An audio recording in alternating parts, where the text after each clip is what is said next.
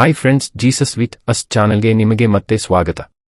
ಭಯಪಡಬೇಡ, ನಾನು ನಿಮ್ಮ ಜೊತೆ ಇದ್ದೇನೆ ಎಂದು ಹೇಳಿದ ಯೇಸುವೇ ವಂದನೆ. ನಮ್ಮ ರಕ್ಷಕರಾದ ಯೇಸುವೇ ಸ್ತೋತ್ರ.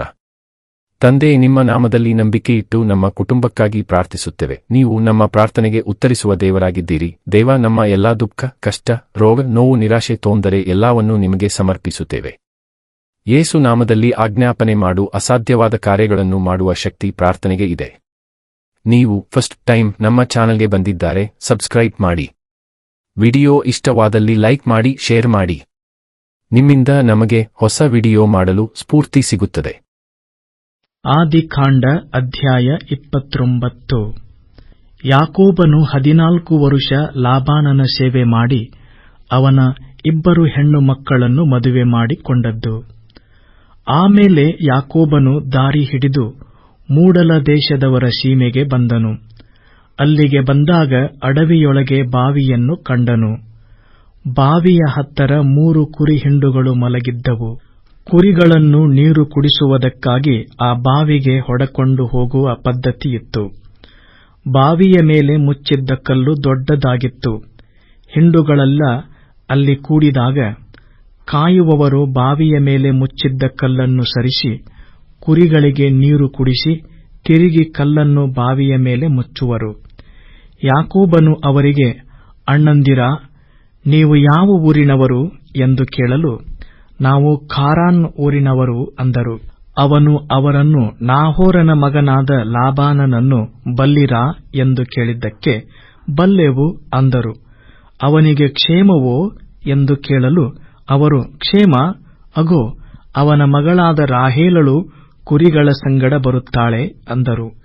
ಯಾಕೋಬನು, ಇನ್ನೂ ಬಹಳ ಹೊತ್ತು ಇದೆ, ಕುರಿಗಳನ್ನು ಕೂಡಿಸುವ ಸಮಯವಾಗಿಲ್ಲ, ನೀರು ಕುಡಿಸಿ ಅವುಗಳನ್ನು ಮೇಯಿಸಿರಿ ಅನ್ನಲು, ಅವರು ಹಿಂಡುಗಳೆಲ್ಲ ಕೂಡಿ ಬಂದಾಗ ಕಾಯುವವರು ಬಾವಿಯ ಮೇಲೆ ಮುಚ್ಚಿರುವ ಕಲ್ಲನ್ನು ತೆಗೆಯುವ ತನಕ ಕುಡಿಸಕೂಡದು, ಅನಂತರ ಕುರಿಗಳಿಗೆ ನೀರು ಕುಡಿಸುತ್ತೇವೆ ಅಂದರು.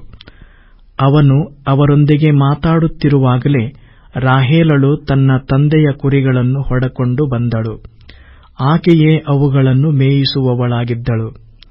ಯಾಕೋಬನು ತನ್ನ ಸೋದರ ಮಾವನಾದ ಲಾಬಾನನ ಮಗಳಾಗಿರುವ ರಾಹೇಲಳನ್ನೂ ತನ್ನ ಸೋದರ ಮಾವನ ಕುರಿಗಳನ್ನೂ ಕಂಡಾಗ ಬಾವಿಯ ಹತ್ತರಕ್ಕೆ ಹೋಗಿ ಅದರ ಮೇಲೆ ಮುಚ್ಚಿದ್ದ ಕಲ್ಲನ್ನು ಸರಿಸಿ ತನ್ನ ಸೋದರ ಮಾವನ ಕುರಿಗಳಿಗೆ ನೀರು ಕುಡಿಸಿದನು. ಅವನು ರಾಹೇಲಳಿಗೆ ಮುದ್ದಿಟ್ಟು ಸ್ವರವೆತ್ತಿ ಕಣ್ಣೀರು ಸುರಿಸಿ ಆಕೆಗೆ, ನಾನು ನಿನ್ನ ತಂದೆಗೆ ಸೋದರಳಿಯನೂ ರೆಬೆಕ್ಕಳ ಮಗನೂ ಆಗಿದ್ದೇನೆ ಎಂದು ಹೇಳಿದಾಗ ರಾಹೇಲಳು ಓಡಿ ಹೋಗಿ ಆ ಮಾತನ್ನು ತನ್ನ ತಂದೆಗೆ ತಿಳಿಸಿದಳು. ಲಾಬಾನನು ತನ್ನ ಸೋದರಳಿಯನು ಬಂದ ವರ್ತಮಾನವನ್ನು ಕೇಳಿದಾಗ ಅವನನ್ನು ಎದುರುಗೊಳ್ಳುವುದಕ್ಕೆ ಓಡಿಬಂದು ಅಪ್ಪಿಕೊಂಡು ಮುದ್ದಿಟ್ಟು ತನ್ನ ಮನೆಗೆ ಕರಕೊಂಡು ಬಂದನು. ಯಾಕೋಬನು ಲಾಬಾನನಿಗೆ ಎಲ್ಲಾ ಸಂಗತಿಗಳನ್ನು ತಿಳಿಸಲು ಲಾಬಾನನು ಅವನಿಗೆ, ನಿಜವಾಗಿ ನೀನು ನನ್ನ ರಕ್ತ ಸಂಬಂಧಿಯಾಗಿದ್ದೀ ಎಂದು ಹೇಳಿದನು. ಅವನು 1 ತಿಂಗಳಿನವರೆಗೂ ಲಾಬಾನನ ಬಳಿಯಲ್ಲಿ ವಾಸ ಮಾಡಿದನು. ಆಮೇಲೆ ಲಾಬಾನನು ಅವನನ್ನು, ನೀನು ನನ್ನನ್ನು ಸಂಬಂಧಿ ಎಂದು ಸುಮ್ಮನೆ ಸೇವಿಸುವುದು ನ್ಯಾಯವೋ?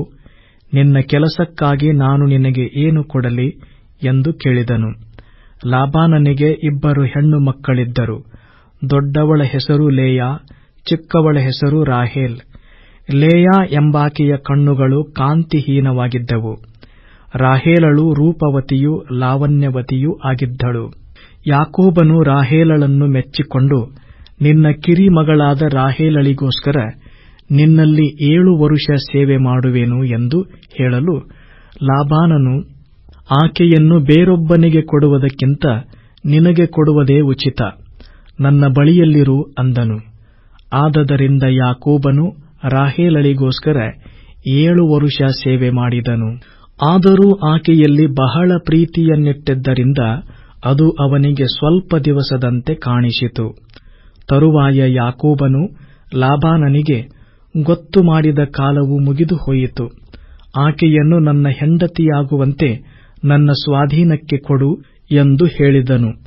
ಆಗ ಲಾಬಾನನು ಆ ಸ್ಥಳದವರೆಲ್ಲರನ್ನು ಕರೆಸಿ ಔತಣವನ್ನು ಮಾಡಿಸಿದನು. ಸಾಯಂಕಾಲದಲ್ಲಿ ತನ್ನ ಹಿರಿ ಮಗಳಾದ ಲೇಯಳನ್ನೇ ಯಾಕೋಬನಿಗೆ ಒಪ್ಪಿಸಿಕೊಟ್ಟನು. ಅವನು ಆಕೆಯನ್ನು ಕೂಡಿದನು.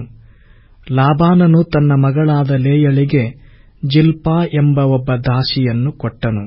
ಬೆಳಿಗ್ಗೆ ಆಕೆ ಲೇಯಳೆಂದು ಯಾಕೋಬನಿಗೆ ತಿಳಿದು ಬರಲು ಅವನು ಲಾಬಾನನಿಗೆ, ಇದೇನು ನೀನು ನನಗೆ ಮಾಡಿದ್ದು? ರಾಹೇಲಳಿಗೋಸ್ಕರ ನಿನಗೆ ಸೇವೆ ಮಾಡಿದೇನಲ್ಲ, ಯಾಕೆ ನನಗೆ ಮೋಸ ಮಾಡಿದಿ ಎಂದು ಕೇಳಿದ್ದಕ್ಕೆ ಲಾಬಾನನು, ಹಿರಿಮಗಳಿಗಿಂತ ಮೊದಲು ಕಿರಿಮಗಳನ್ನು ಮದುವೆ ಮಾಡಿಸಿಕೊಡುವುದು ನಮ್ಮ ದೇಶದ ಪದ್ಧತಿಯಲ್ಲ.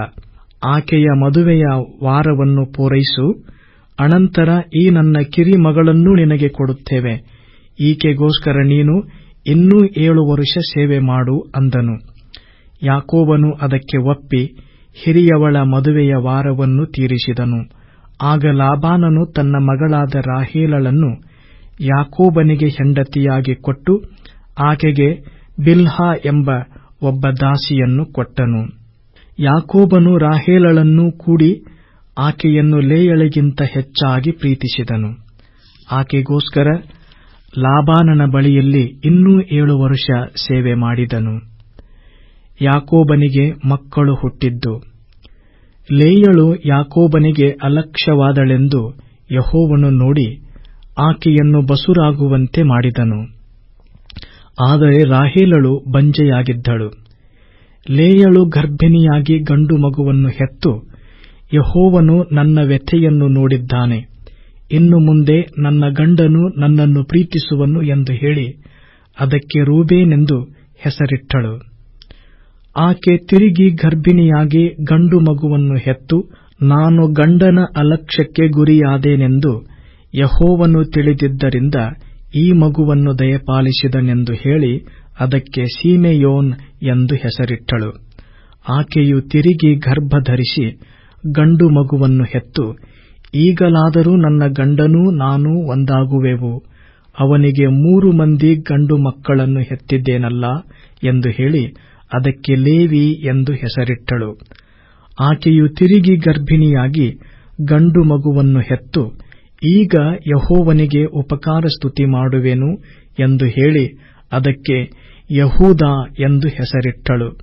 ಆಮೇಲೆ ಆಕೆಗೆ ಗರ್ಭಧಾರಣೆಯಾಗುವುದು ತಡವಾಯಿತು.